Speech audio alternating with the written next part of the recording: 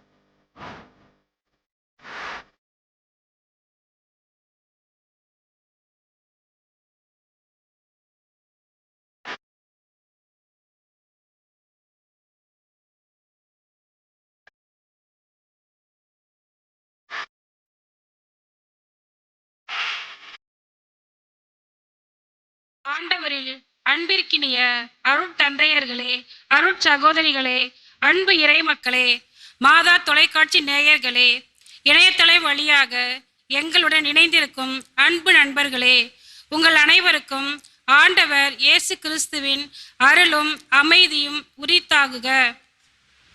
ஆண்டவர் படைத்த வெற்றி நாள் இது. இன்று அக்களிப்போம், அகமகிழ்வோம் என்ற இறைவார்த்தைக்கு ஏற்ப இறைவன் அருளிய இந்த மகத்தான நாளான ஆகஸ்ட் 21ஆம் நாள் வெள்ளிக்கிழமையான இன்று நடைபெறும் உன்னதமான திருப்பலியில் பங்கேற்க உங்கள் அனைவரையும் அன்புடன் வரவேற்கிறோம். இறையருளின் 60 ஆண்டு பயணத்தை நன்றியுடன் கொண்டாடும் பவானி பங்கின் கிளை பங்கான பொன்விழா காணும் பெரிய மோலப்பாளையம் புனித அமலா அன்னை சிற்றாலயத்தில் இருந்து இந்த உன்னதமான திருப்பலி ஒளிபரப்பப்படுகிறது. மேலும் அனைத்தையும் கிறிஸ்துவில் புதுப்பிப்போம் என்ற உயரிய லட்சியத்தை தம் வாழ்வின் நோக்கமாக கொண்டு நற்கருணை பக்திக்கும் கிறிஸ்தவ மறைக்கல்விக்கும் அர்ப்பணிப்புடன் வாழ்ந்த புனித 10ஆம் பயஸ் திருத்தந்தையின் நினைவு நாளையும் இன்று நாம் சிறப்பாக கொண்டாடுகிறோம். இன்றைய முதல் வாசகத்தில் இறைவாக்கினர் எசேக்கியேல் வழியாக உலர்ந்த எலும்புகளுக்குள் இறைவனின் ஆவி புகுந்து அவை உயிர் பெறும் காட்சியின் மூலம் இறைவனுக்கு இயலாதது எதுவும் இல்லை என்பதையும் அவர் புதிய வாழ்வை அருளும் ஆற்றல் உள்ளவர் என்பதையும் இறைவன் நமக்கு உணர்த்துகிறார். இந்த உன்னதமான இறைவனை முழு இதயத்தோடும் முழு ஆன்மாவோடும் முழு மனதோடும் அன்பு செய்து பிறரன்பு வழியாக இறை அன்பை முழுமையாக உணர நற்செய்தி வழியாக நமக்கு அழைப்பு விடுக்கிறார். இறை அன்பும் பிறரன்பும் பிரிக்க முடியாத ஒரே கட்டளையாகும் என்பதை அவர் நமக்கு தெளிவுபடுத்துகிறார். இறைவனின் உயிரூற்றும் ஆவியால் புதுப்பிக்கப்பட்டு இறை அன்பையும் பிறர் அன்பையும் நம் வாழ்வில் அடித்தளமாக கொண்டு அனைத்தையும் கிறிஸ்துவில் புதுப்பிப்போம் என்ற புனித 10ஆம் பயஸ் திருத்தந்தையின் லட்சியத்தை நம் வாழ்விலும் குடும்பங்களில் நிறைவேற்றும் அருளை பெற இத்தெய்வீக திருப்பலில் வேண்டுவோம். இறையருள் பெறுவோம்.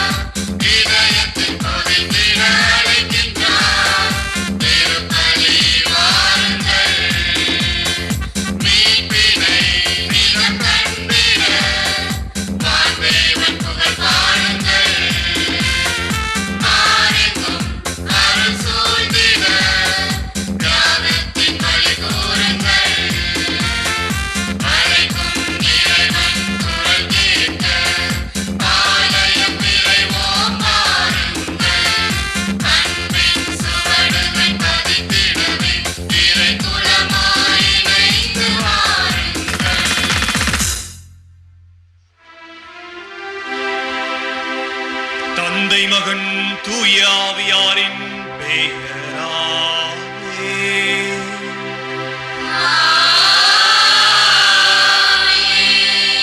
நம் ஆண்டவராகிய இயேசு கிறிஸ்துவின் அருளும் கடவுளின் அன்பும் தூய ஆவியாரின் நட்புறவும் உங்கள் அனைவரோடும் இருப்பதாக.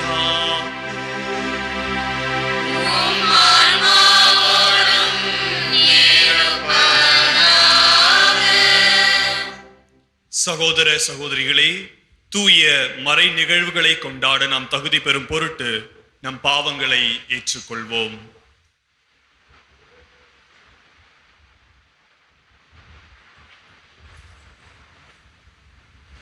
எல்லாம் வல்ல இறைவனிடமும் சகோதர சகோதரிகளே, உங்களிடமும் நான் பாவியனை ஏற்றுக்கொள்கிறேன். ஏனெனில் என் சிந்தனையாலும் சொல்லாலும் செயலாலும் கடமையில் தவறியதாலும் பாவங்கள் பல செய்தேன். என் பாவமே, என் பாவமே, என் பெரும் பாவமே. ஆகையால் எப்போதும் கன்னியான புனித மரியாதையும் வானதூதர் புனிதர் அனைவரையும் சகோதர சகோதரிகளே உங்களையும் நம் இறைவனாகிய ஆண்டவரிடம் எனக்காக வேண்டிக் கொள்ள மன்றாடுகின்றேன். எல்லாம் வல்ல இறைவன் நம் மீது இரக்கம் வைத்து நம் பாவங்களை மன்னித்து நம்மை நிலை வாழ்வுக்கு அழைத்துச் செல்வாராக. ஆமென்.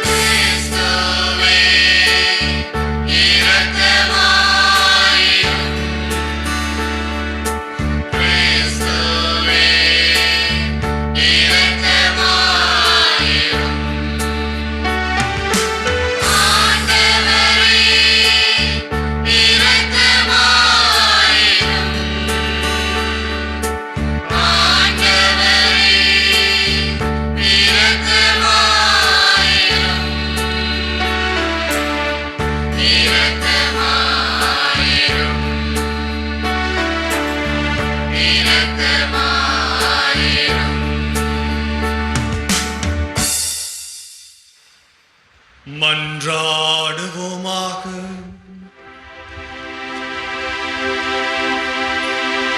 இறைவா, கத்தோலிக்க நம்பிக்கையை பேணி காக்கவும் கிறிஸ்துவுக்குள் அனைத்தையும் புதுப்பிக்கவும் திருத்தந்தை புனித பயசுக்கு விண்ணக நாணயத்தையும் திருத்தூதருக்குரிய மனதிடனையும் நிரம்ப அளித்தீரே. நாங்கள் அவருடைய படிப்பினைகளையும் எடுத்து காட்டியும் பின்பற்றி நிலை வாழ்வை பரிசாக பெறுவோமாக. உம்மோடு தூய ஆவியாரின் ஒன்று இறைவனாம் என்றென்றும் ஆட்சி செய்கின்ற எங்கள் ஆண்டவரும் உம் திருமகனுமாகிய கிறிஸ்து வழியாக உம்மை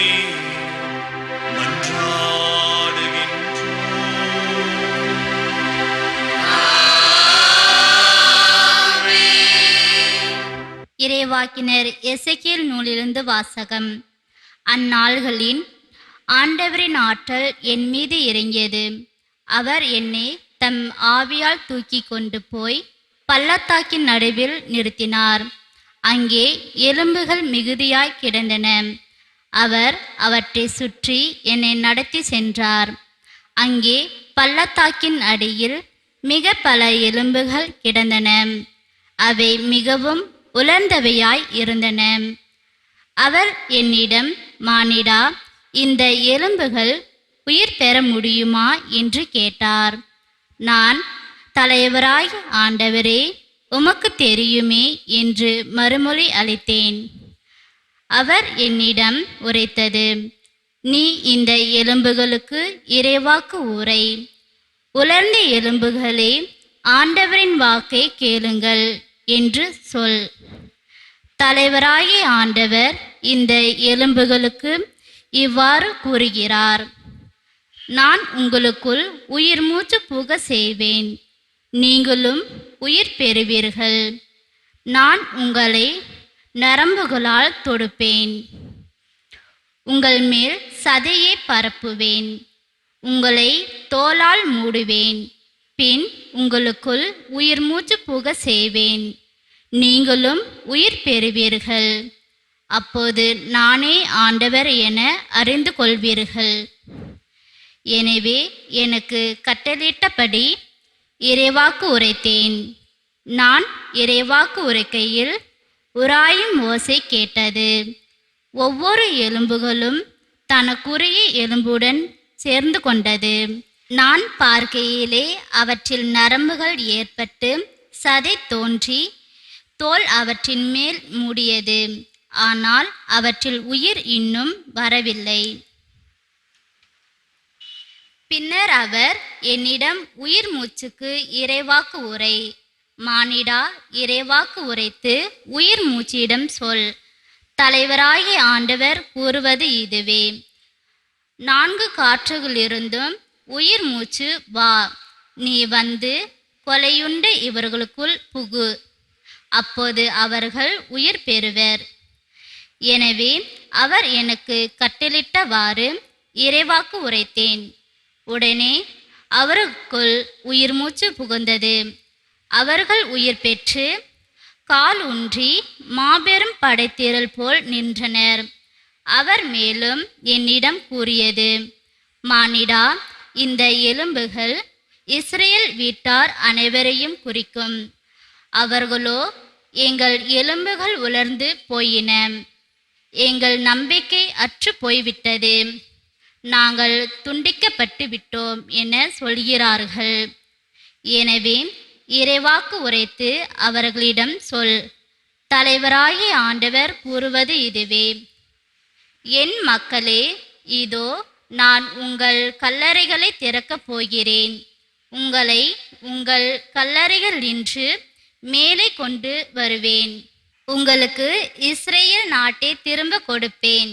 அப்போது என் மக்களே, நான் உங்கள் கல்லறைகளை திறந்து உங்களை அவற்றிலிருந்து வெளிக்கொணருகையில் நானே ஆண்டவர் என்பதை அறிந்து கொள்வீர்கள். என் ஆவியை உங்கள் மீது பொழிவேன், நீங்களும் உயிர் பெறுவீர்கள். நானும் உங்களை உங்கள் சொந்த நாட்டில் குடியமர்த்துவேன். தலைவராகிய நான் உரைத்தேன், நானே இதை செய்தேன் என அப்போது அறிந்து கொள்வீர்கள் என்கிறார் தலைவராகிய ஆண்டவர். ஆண்டவரின் அருள்வாக்கு. இறைவனுக்கு நன்றி.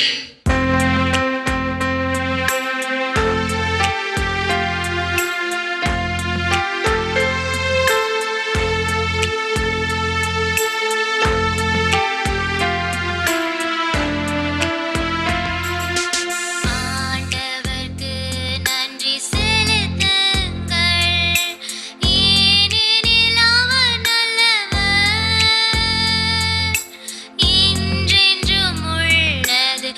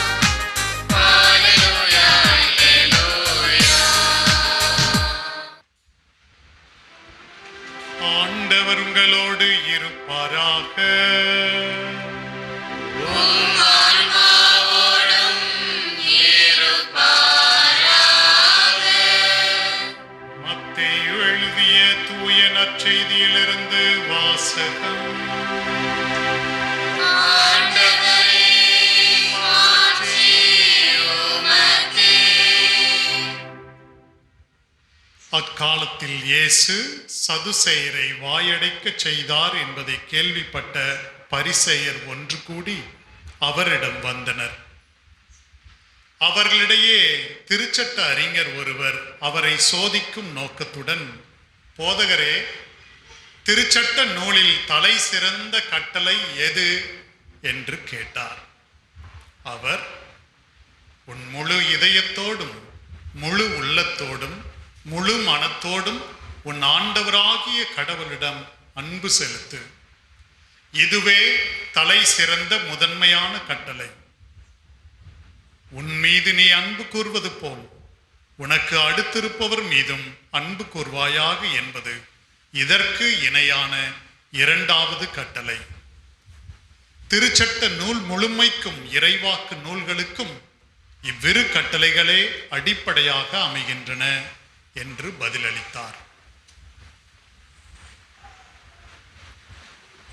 ஆண்டவரின் அருள்வாக்கு.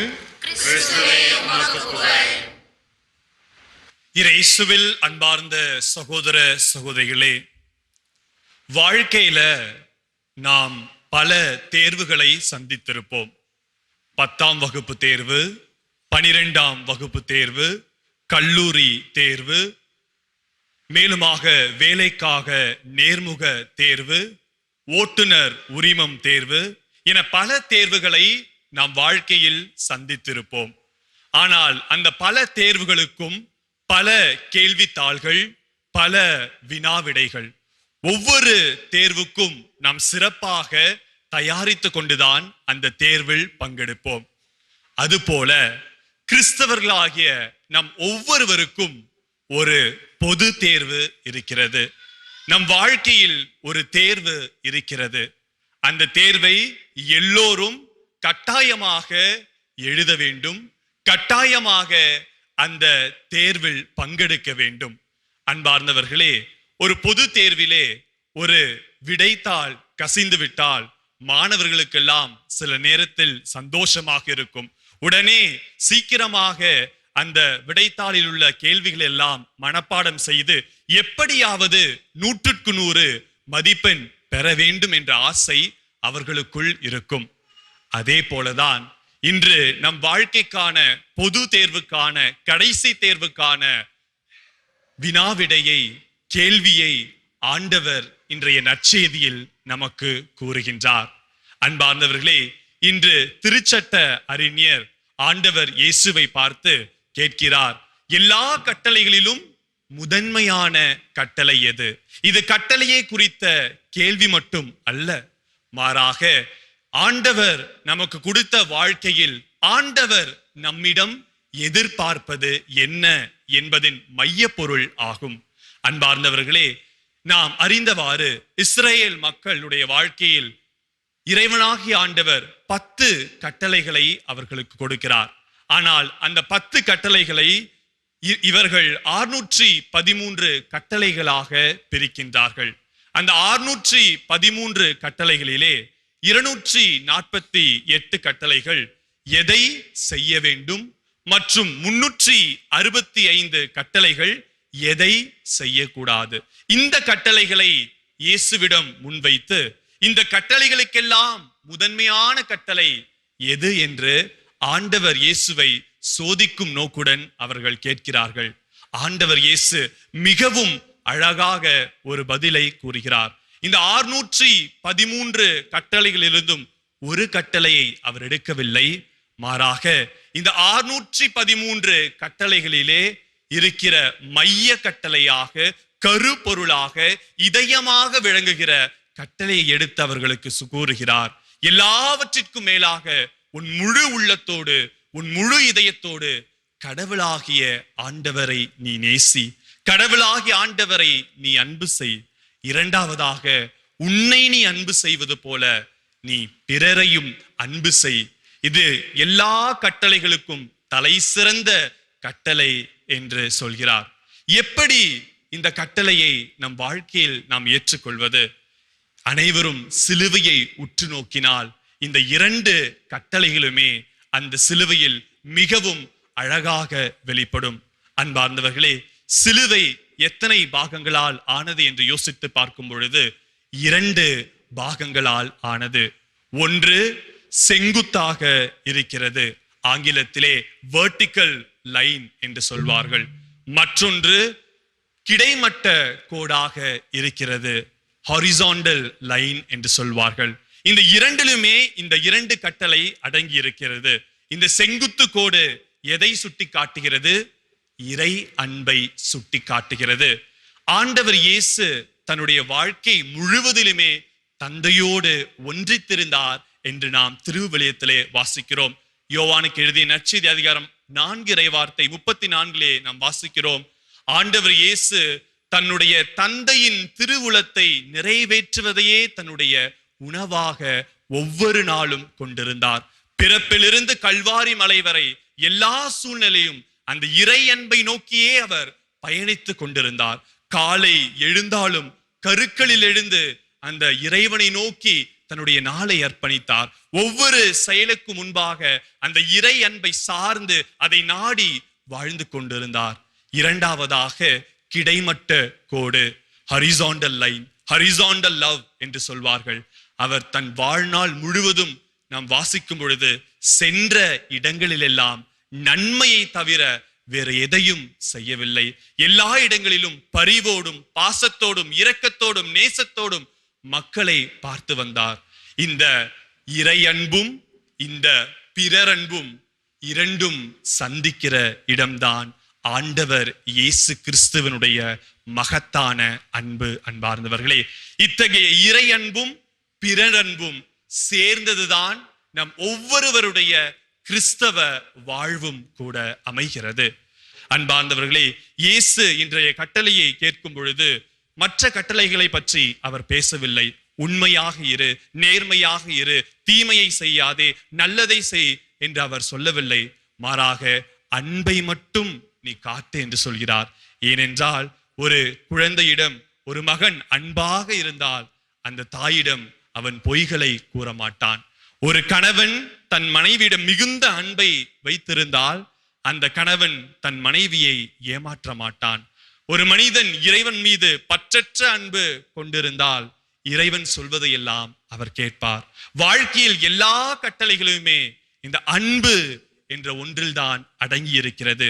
இறையன்பு செய்வது நமக்கு மிகவும் எளிதான ஒன்றாக இருக்கிறது.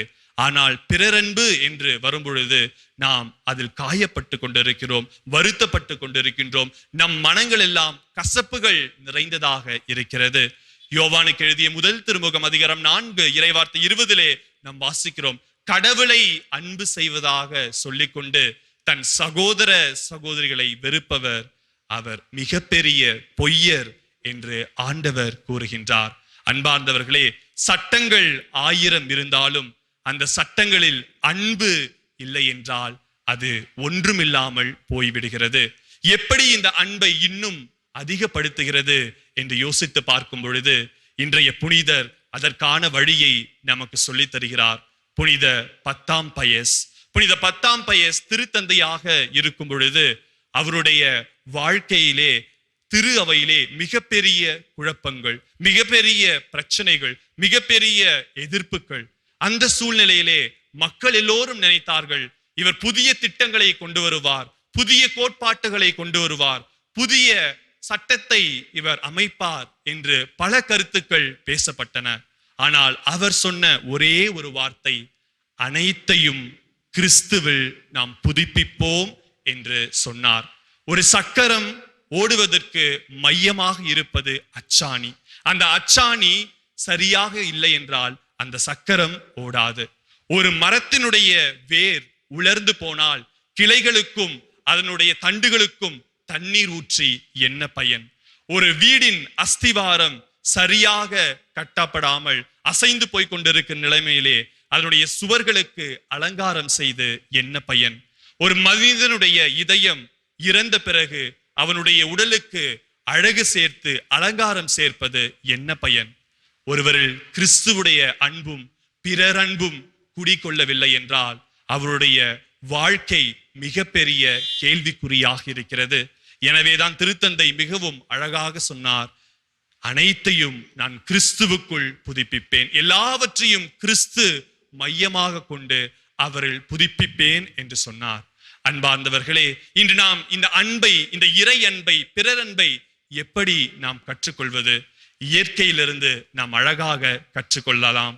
ஓடுகின்ற நதிகள் எல்லாம் தன்னுடைய நீரை தானே குடிப்பதில்லை, அது பிறருக்காக கொடுக்கிறது. மலர்கள் அழகாக மனம் வீசி அதை தாங்களே வைத்துக் கொள்வதில்லை, அது பிறருக்காக அந்த மனத்தை வீசுகின்றது. சூரியன் ஒவ்வொரு நாளும் ஒளியை உலகிற்கு தருகிறது, அது தனக்காக அல்ல, பிறருக்காக அந்த ஒளியை கொடுக்கிறது.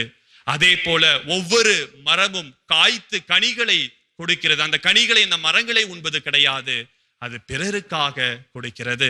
அன்பார்ந்தவர்களே, இப்படி இயற்கையே பிறருக்காக தன்னை ஒப்பு கொடுக்கும் பொழுது, பிறருக்காக தன்னை அர்ப்பணிக்கப்படும் பொழுது, படைப்பின் உச்சமான மனிதர்களாகிய நாம், படைப்பின் சிகரம் என அழைக்கப்படும் மனிதர்களாகிய நாம், படைப்பிற்கு எல்லாம் மேலானவர்களான கருதப்படும் நாம், பிறரை நாம் எவ்வாறு நேசிக்கின்றோம், பிறரை எவ்வாறு நாம் பயன்படுத்தி வாழ்கின்றோம், பிறரை மையப்படுத்தி நம்முடைய வாழ்க்கையை உயர்த்த நினைக்கிறோம். சில நேரங்களில் நம்மை மையப்படுத்தி பிறரை காயப்படுத்தி வாழக்கூடிய வாழ்க்கையாக நாம் மாறுகிறோம். அன்பார்ந்தவர்களே, இத்தகைய வாழ்க்கைக்கு நாம் அழைக்கப்படவில்லை. நாம் இறை அன்பையும் பிறர் அன்பையும் இரண்டு கண்களாக கொண்டு அந்த இறையன்பிலும் பிறரன்பிலும் வாழ அழைக்கப்படுகின்றோம். கலாத்தியருக்கு எழுதிய திருமுகம் அதிகாரம் 5 இறைவார்த்தை 14 மிகவும் அழகாக சொல்கிறது. எல்லா திருச்சட்டங்களிலுமே ஒரே ஒரு திருச்சட்டத்தில் தான் அடங்கி இருக்கிறது, அது அன்பு என்னும் திருச்சட்டம் தான் என்று விவிலியம் கூறுகிறது. அன்பார்ந்தவர்களே, நம்முடைய வாழ்க்கையில் அந்த பொது தேர்வுக்கான அந்த கேள்வியும் நமக்கு தெரிந்து விட்டது, அதற்கான பதிலும் நமக்கு கிடைத்து விட்டது. கடைசி தேர்வுக்காக நாம் காத்திருக்க தேவையில்லை. கடைசி நேரத்தில் நம்முடைய வாழ்க்கையின் பதிலான அந்த அன்பை எழுத தேவையில்லை. மாறாக ஒவ்வொரு நாளும் அந்த தேர்வுக்கான பதிலை நாம் எழுத இறைவனிடம் வேண்டுவோம். Love is not a noun to be defined, but a verb to be acted என்பார்கள். அன்பு என்பது ஒரு பெயர் சொல் கிடையாது, மாறாக அது ஒரு வினைச்சொல். இத்திருப்பலியிலே அந்த இறை அன்பில் இன்னும் ஆழமாக வளரவும், அந்த பிறர் அன்பில் இன்னும் நம் இதயத்தை விசாலப்படுத்தவும் ஆண்டவரிடம் நம்மையே நாம் அர்ப்பணிப்போம், மன்றாடுவோம், அதற்காக செபிப்போம். இயேசுவில் அன்புமிக்க சகோதர சகோதரிகளே, நாம் இப்போது ஒன்றிணைந்து தொடங்கும் இம்மன்றாட்டுகளில் நமக்காகவும் நம் தேவைகளுக்காகவும் மட்டுமல்லாமல் மக்கள் அனைவருக்காகவும் ஆண்டவராகிய கிறிஸ்துவை நோக்கி நம்முடைய மன்றாட்டுகளையும் தேவைகளையும் விண்ணப்பங்களையும் அவர் பாதத்தில் அர்ப்பணிப்போம். உன் பெயர் பேதுரு, இந்த பாறையின் மேல் என் திருச்சபையை கட்டுவேன் என்ற வார்த்தையின்படி இரக்கத்தின் தெய்வமே எம் இறைவா, எமது திரு அவையை புனித பேதுருவை போல் வழிநடத்தும் எம் திருத்தந்தை, ஆயர்கள், குருக்கள், துறவிகள் மற்றும் உலகெங்கும் உள்ள இறை மக்கள் அனைவரையும் தூய ஆவியின் அருளால் வழிநடத்த உம்மை வேண்டுகிறோம். அனைத்தையும் கிறிஸ்துவில் புதுப்பிப்போம் என்ற உயரிய லட்சியத்தை கொண்ட புனித 10ஆம் பயஸ் அவர்களின் எளிமையையும் பணிவையும் கொண்டு திரு அவையை இறைவனில் நடத்திடவும், இறை மக்களின் ஆன்மீக நலனுக்காக உழைத்திடவும், இறை மக்கள் அனைவரும் கிறிஸ்துவில் புது பிறப்படைந்திடவும் அருள் தர வேண்டுமென்று இறைவா உம்மை மன்றாடுகின்றோம். ஆண்டவரே, எங்கள் மன்றாட்டை கேட்டருளும். இறைப்பற்றும் கண்ணியமும் நிறைந்தவர்களாய் தொல்லையின்றி அமைதியோடு வாழ அரசர்களுக்காகவும் உயர்நிலையில் உள்ள எல்லா மனிதர்களுக்காகவும் மன்றாடுங்கள் என்ற இறைவார்த்தையின்படி ஞானத்தின் ஊற்றே எம் இறைவா, எம் நாட்டின் தலைவர்கள், அரசாங்க அதிகாரிகள் மற்றும் பொறுப்பில் உள்ள அனைவருக்காகவும் வேண்டுகின்றோம். அவர்களுக்கு ஞானம், நீதி, நேர்மை மற்றும் இரக்கத்தை வழங்கி நாட்டின் நலனையும் ஏழைகள், எளியோர், மற்றும் தேவையில் இருப்போரின் நலனையும் முன்னிறுத்தி இறைப்பற்றும் கண்ணியமும் நிறைந்தவர்களாய் செயல்பட அருள் தாரும். மேலும் எம் நாட்டில் அமைதியும் ஒற்றுமையும் நீதியும் நிலவ வேண்டும் என்று இறைவா உம்மை மன்றாடுகின்றோம். ஆண்டவரே எங்கள் மன்றாட்டை கேட்டருளும். சிறு பிள்ளைகளை என்னிடம் வரவிடுங்கள், அவர்களை தடுக்காதீர்கள், ஏனெனில் விண்ணரசு இத்தகையோருக்கே உரியது என்ற இவ்வார்த்தையின்படி அருளின் தெய்வமே எம் இறைவா, எம் பங்கில் உள்ள அனைத்து குடும்பங்களும் சிறு பிள்ளைகளைப் போல உம்மை நோக்கி வர வேண்டுகின்றோம். குடும்பங்களில் அன்பும் ஒற்றுமையும் மன்னிப்பும் நிலவச் செய்தருளும். பெற்றோர்கள், பிள்ளைகள், இளைஞர்கள் மற்றும் முதியோர்கள் அனைவரையும் உமது பாதுகாப்பில் வைத்தருளும். இவர்கள் முழு இதயத்தோடும் முழு மனதோடும் உமது அன்பை உணர்ந்து அந்த அன்பின் வழி கிறிஸ்தவ வாழ்வை புதுப்பித்து கொள்ளவும் இறை அன்பிலும் பிறரன்பிலும் நாளும் வளர்ந்திடவும் அருள் தர வேண்டும் என்று இறைவா உம்மை மன்றாடுகின்றோம். ஆண்டவரே எங்கள் மன்றாட்டை கேட்டருளும். நல்ல கொடைகள் அனைத்தும் நிறைவான வரமெல்லாம் ஒளியின் பிறப்பிடமான விண்ணக தந்தையிடமிருந்தே வருகின்றன என்ற இறை வார்த்தையின்படி இரக்கத்தின் தெய்வமே எம் இறைவா, இன்றைய நாளின் மாதா டிவி திருப்பலியை ஒளிபரப்ப உதவிய அனைவருக்காகவும் உம்மிடம் வேண்டுகின்றோம். இவர்களின் நல்ல கொடைகள் அனைத்தும் ஒளியின் பிறப்பிடமான விண்ணக தந்தையிடமிருந்தே வருகின்றன என்பதை உணர்ந்து இவர்களின் குடும்ப கருத்துக்கள் மற்றும் தனிப்பட்ட கருத்துக்கள் அனைத்தையும் நீ நிறைவாக ஆசீர்வதியும். அன்னை மரியின் வழியாக இவர்கள் செய்யும் ஒவ்வொரு காரியங்களும் கைகூடப்படவும் உலர்ந்த எலும்புகள் நிறைந்த பள்ளத்தாக்கிற்கு இறைவனின் ஆவி உயிர் கொடுத்தது போல இவர்களின் நம்பிக்கை வாழ்வுக்கு அன்னை மரி உயிர் கொடுத்திட வேண்டும் என்று இறைவா உம்மை மன்றாடுகின்றோம்.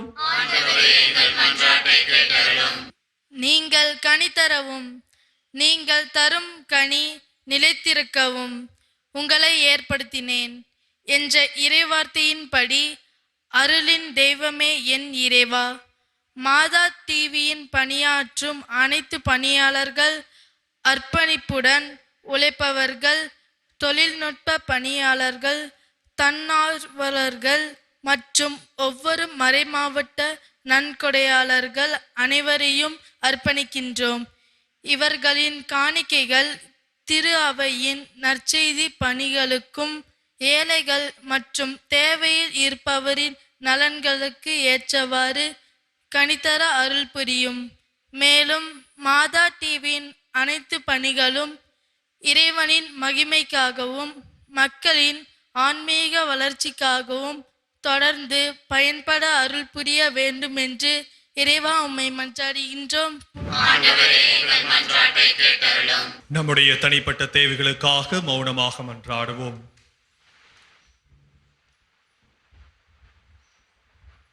மனிதர் மீது நம்பிக்கை வைப்பதை விட ஆண்டவரிடம் தஞ்சம் புகுவதே நலம் என்ற இறை வார்த்தைக்கு ஏற்ப ஆண்டவரே, எங்கள் மன்றாட்டுக்களை பரிவிரக்கத்துடன் ஏற்றுக்கொண்டு நாங்கள் இறைஞ்சி கேட்பவற்றை கனிவுடன் தந்தருள வேண்டும் என்று எங்கள் ஆண்டவராகிய கிறிஸ்து வழியாக உம்மை மன்றாடுகின்றோம். ஆமென்.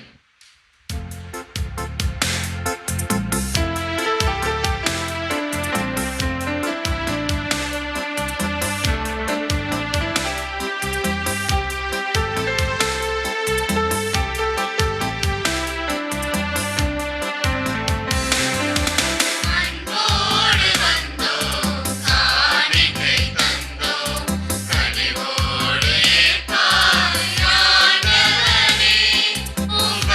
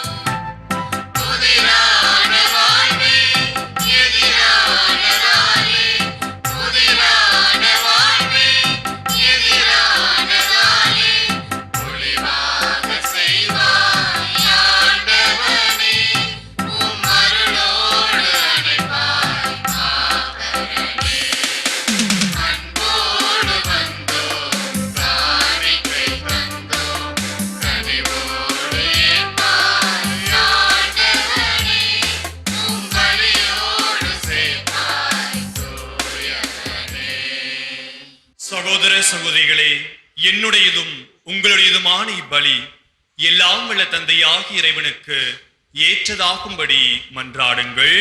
ஆண்டவர் தமது பெயரின் புகழ்ச்சிக்காகவும் மாட்சிக்காகவும் நமது நன்மைக்காகவும் புனித திரு அவை அனைத்து நலனுக்காகவும் உமது கையிலிருந்து பலியை ஏற்றுக்கொள்வாராக. ஆண்டவரே, எங்கள் காணிக்கைகளை கனிவுடன் ஏற்றருள உம்மை வேண்டுகின்றோம். திருத்தந்தை புனித பயசின் அறிவுரைகளை பின்பற்றி இத்தூய மறை நிகழ்வை நேரிய வணக்கத்துடன் ஒப்புக் கொடுக்கவும் அதை பற்றுறுதியுடன் உட்கொள்ளவும் எங்களுக்கு அருள்வீராக. எங்கள் ஆண்டவராகிய கிறிஸ்து வழியாக உம்மை மன்றாடுகின்றோம்.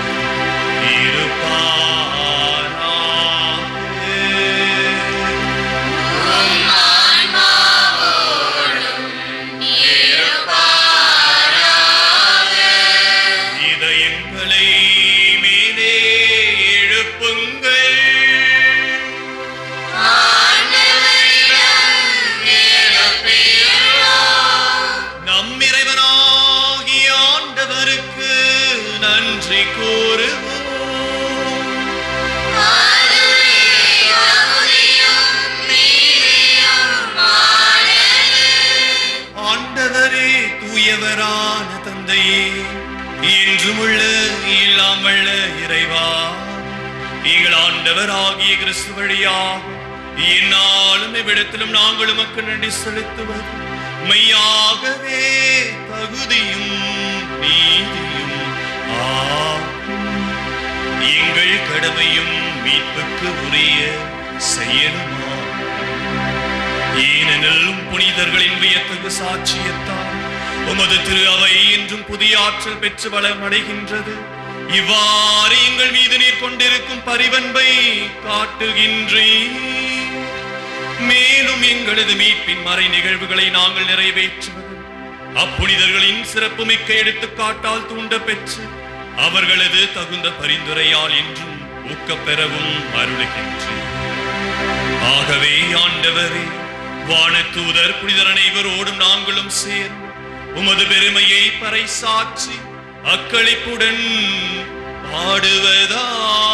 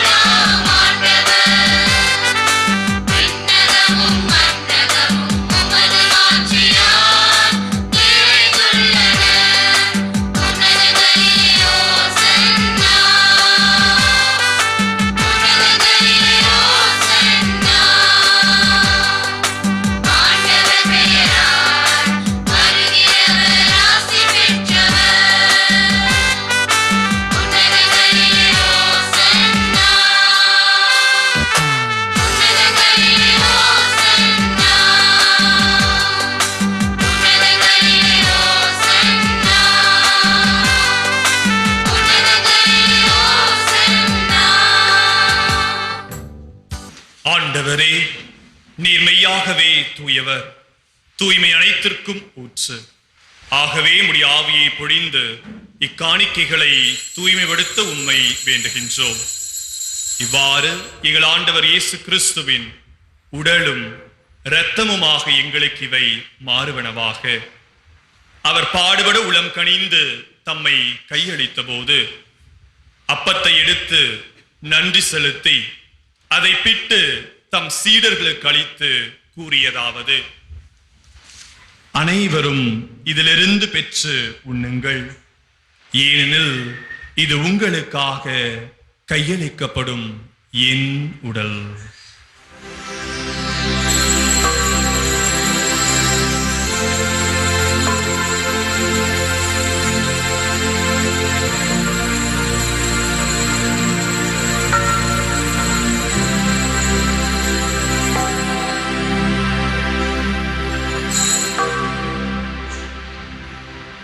அவ்வண்ணமே இரவு விருந்தை அருந்திய பின் கிண்ணத்தையும் எடுத்து மீண்டும் உமக்கு நன்றி கூறி தம் சீடர்களுக்கு அளித்து அவர் கூறியதாவது: அனைவரும் இதிலிருந்து பெற்று பருகுங்கள். ஏனெனில் இது புதிய நிலையான உடன்படிக்கைக்குரிய என் இரத்தத்தின் கிண்ணம். இது பாவ மன்னிப்புக்கென்று உங்களுக்காகவும் பலருக்காகவும் சிந்தப்படும். இதை என் நினைவாக செய்யுங்கள்.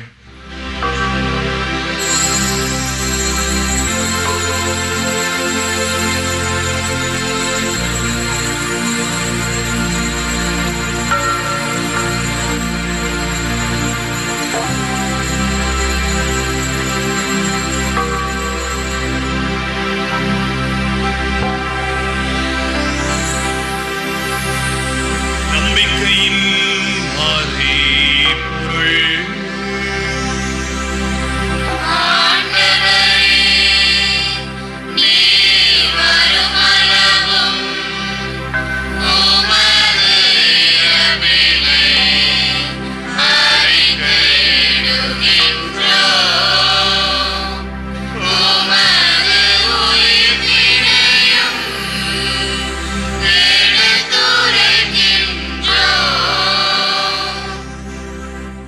ஆகவே ஆண்டவரே, நாங்கள் கிறிஸ்துவின் இறப்பினையும் உயிர்ப்பினையும் நினைவு கூர்ந்து வாழ்வுதரும் அப்பத்தையும் மீட்பளிக்கும் கிண்ணத்தையும் உமக்கு ஒப்புக் கொடுக்கின்றோம்.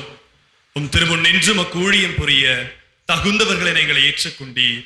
எனவே உமக்கு நன்றி செலுத்துகிறோம். மேலும் கிறிஸ்துவின் உடலிலும் இரத்தத்திலும் பங்கு கொள்ளும் எங்களை தூய ஆவியார் ஒன்று சேர்க்க வேண்டும் என உம்மை தாழ்மையுடன் மன்றாடுகின்றோம். ஆண்டவரே, உலகெங்கும் பரவியிருக்கும் உமது திரு அவையை நினைவு கூர்ந்தருளும். எங்கள் திருத்தந்தை லியோ, எங்கள் ஆயர் அமல்ராஜ், எல்லா திருநிலையினர் ஆகிய அனைவரோடும் உமது திரு அவை அன்பில் நிறைவு பெற செய்தருளும். மேலும் உயிர்த்தெழும் எதிர்நோக்குடன் துயில் கொள்ளும் எங்கள் சகோதரர் சகோதரிகளையும் இறந்தோர் அனைவரையும் இரக்கத்துடன் நினைவு கூர்ந்து உமது திருமுக ஒளியினுள் ஏற்றருளும். எங்கள் அனைவர் மீதும் இரக்கமாயிரும். கடவுளின் கன்னித்தாயான புனித மரியா, அவருடைய கணவரான புனித யோசேப்பு, புனித திருத்தூதர்கள், இன்று நாங்கள் சிறப்பாய் நினைவு கூறும் புனித 10ஆம் பயஸ், இவ்வுலகில் உமக்கு உகந்தவராய் இருந்தோர் ஆகிய புனிதர் அனைவருடனும் நாங்கள் நிலைவாழ்வில் பங்கு கொள்ளும் தகுதி பெற்று உம் திருமகன் இயேசு கிறிஸ்து வழியாக உம்மை புகழ்ந்தேத்தும் வரமருள உம்மை மன்றாடுகின்றோம்.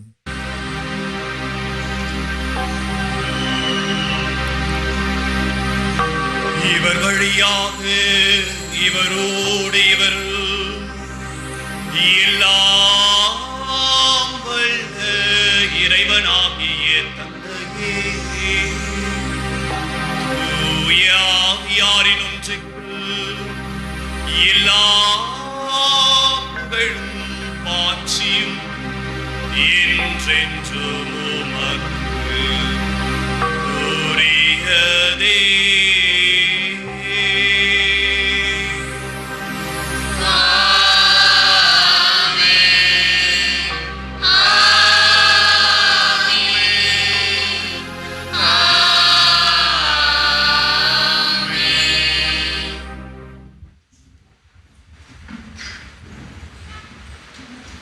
மீட்பரின் கட்டளையால் கற்பிக்கப்பட்டு இறை படிப்பினையால் பயிற்சி பெற்ற நாம் துணிந்து பாடுவோம்.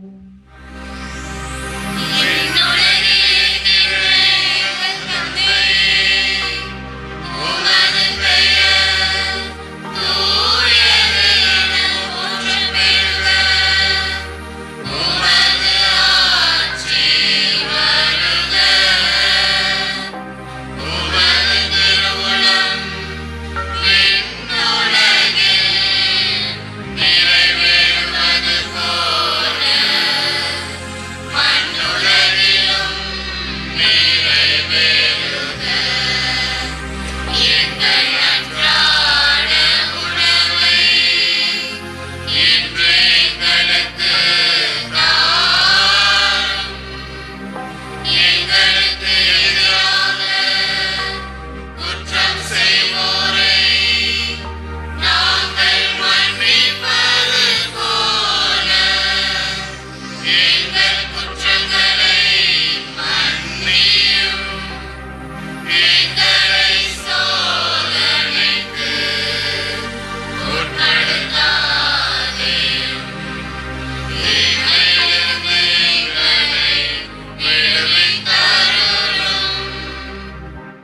ஆண்டவரே, தீமை அனைத்திலும் இருந்து எங்களை விடுவித்து எங்கள் வாழ்நாளில் அமைதியை கனிவுடன் அருள உம்மை மன்றாடுகின்றோம். உமது இரக்கத்தின் உதவியால் நாங்கள் பாவத்திலிருந்து எப்போதும் விடுதலை பெற்று யாதொரு கலக்கமும் இன்றி நலமாயிருப்போமாக. நாங்கள் எதிர்நோக்கி இருக்கும் பேரின்பத்திற்காகவும் எம்மைப்பராகிய இயேசு கிறிஸ்துவின் வருகைக்காகவும் காத்திருக்கின்றோம்.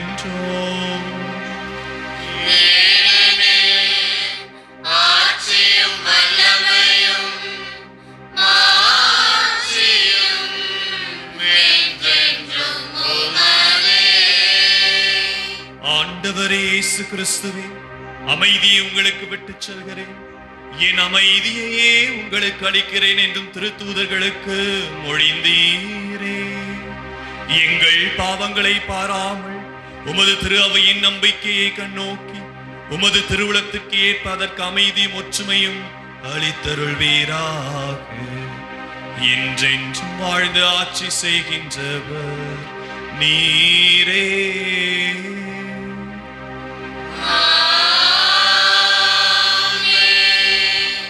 ஆண்டவருடைய அமைதி உங்களோடு என்றும் இருப்பதாக.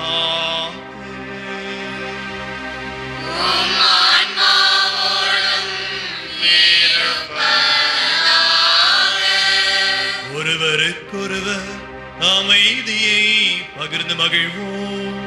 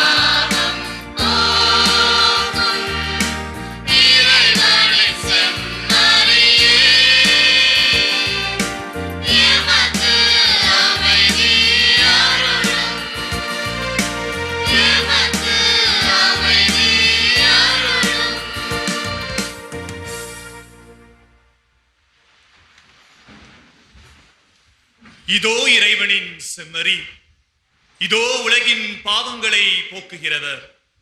செம்மறியின் விருந்துக்கு அழைக்க பெற்றோர் பேறு பெற்றோர். ஆண்டவரே, நீர் என் இல்லத்தில் எழுந்திருள நான் தகுதியற்றவன். ஆனால் ஒரு வார்த்தை மட்டும் சொல்லிடும், எனது ஆன்மா நலமடையும்.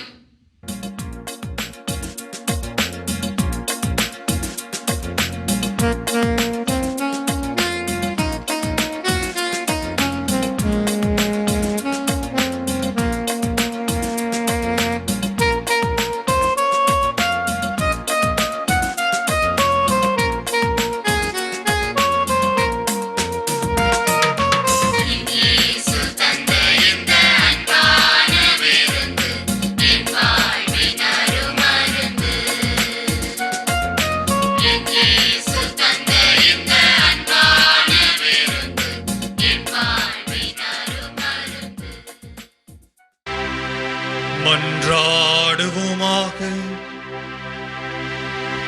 ஆண்டவரே எங்கள் இறைவா, திருத்தந்தை புனித பயசு நினைவை கொண்டாடும் நாங்கள் உம்மை வேண்டுகின்றோம். இந்த விண்ணக விருந்தின் ஆற்றலால் நம்பிக்கையில் நிலைத்து நிற்கவும் உம்முடைய அன்பில் ஒன்றித்து வாழவும் அருள் புரிவீராகும். எங்கள் ஆண்டவராகிய கிறிஸ்து வழியாக உம்மை மன்றாடுகின்றோம்.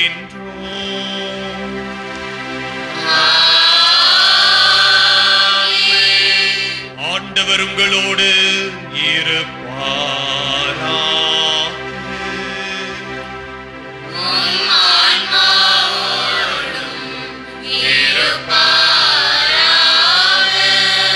எல்லாம்